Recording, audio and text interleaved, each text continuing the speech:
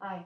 Um, Today I want to talk about allowing people to grow and change, um, and not thinking that you have the full picture of someone and what is happening with them because you have judged them by, what you have seen and what you bring your point of view without really knowing their whole history or the situation, the total truth.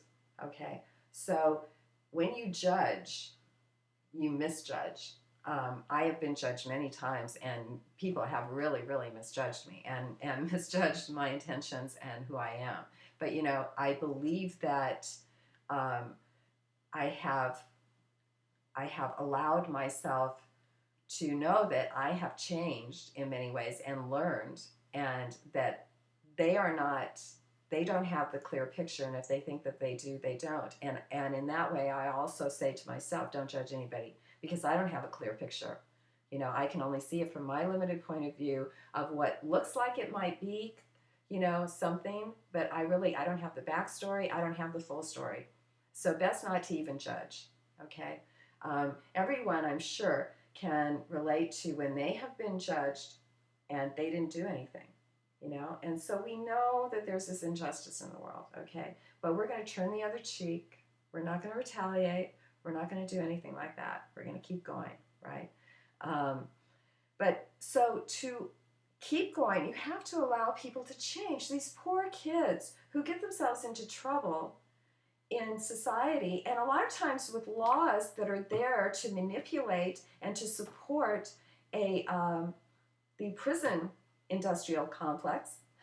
We had the military, which we still do, and now we have the prison industrial complex, and they try to lock up these kids for like marijuana and other uses, and instead of uh, educating and supporting our youth, we are throwing them in jail. We are making up these laws that shouldn't even be there. Marijuana should be decriminalized, okay? And we should get these drugs. The drugs that are coming in it's an inside job. Afghanistan was not growing poppies before we got there. We are on lockdown from the terrorists. So I don't, if there are just rogue dealers and smugglers that are bringing this in, then I don't feel very safe. Do you? I don't think so. In other words, no, it's not rogue smugglers and whatever. It's an inside job. A lot of corruption in this system. Okay? So stop feeding the system. Stop feeding the system.